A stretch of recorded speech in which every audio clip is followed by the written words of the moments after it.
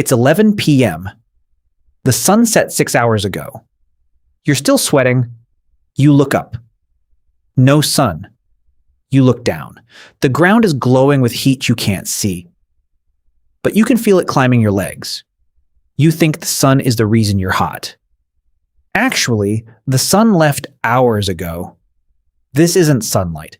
The sun didn't leave the heat behind. The city did. Why is the ground still hot? There's a name for this. The urban heat island effect.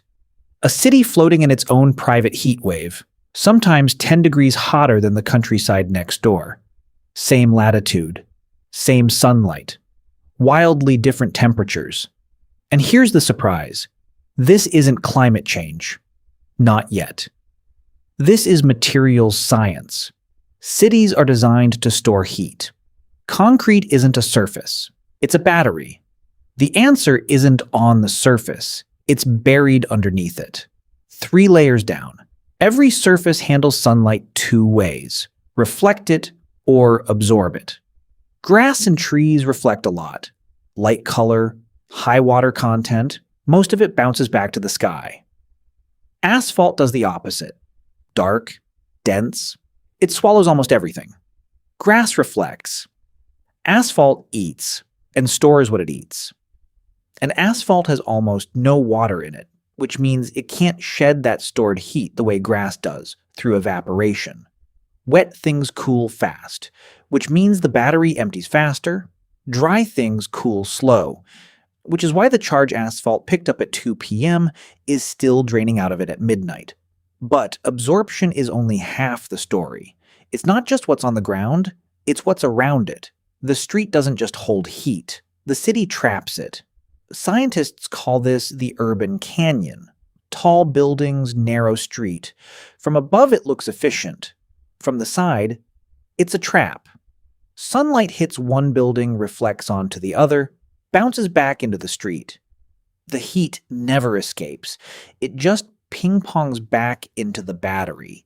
It's a pinball machine feeding the battery. The heat is the ball that never drains. Tall buildings don't block heat. They recycle it.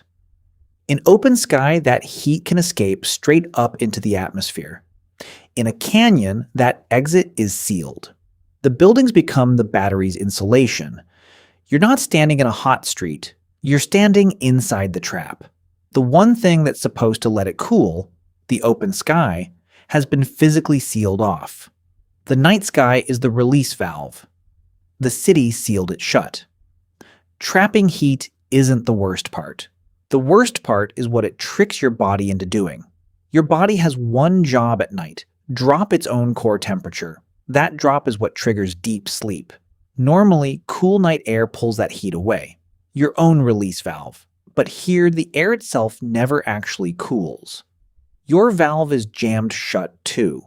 Your body thinks morning never arrived.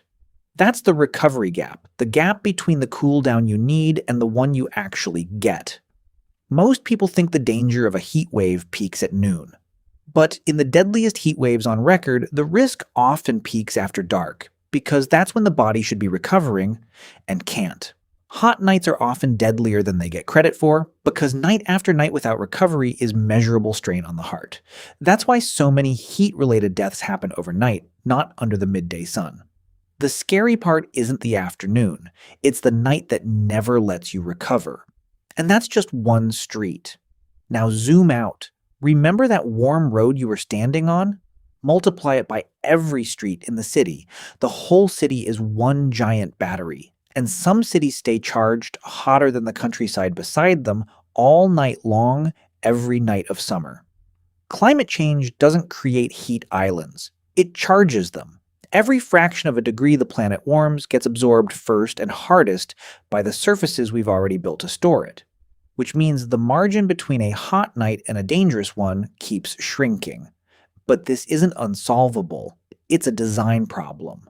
Cities that plant trees, install reflective roofing, and reduce urban canyon effects measurably lower their nighttime temperatures. Not someday. Now. We didn't accidentally build these batteries. We can deliberately drain them. Every parking lot without a tree, every dark roof left unpainted. Those are choices. Still charging the battery tonight. So next time you're outside at 11 p.m. and the ground feels warmer than the air, you'll know why. It's not the sun. It's not even really the night. Every hot day charges the battery. Every warm night proves it never fully emptied.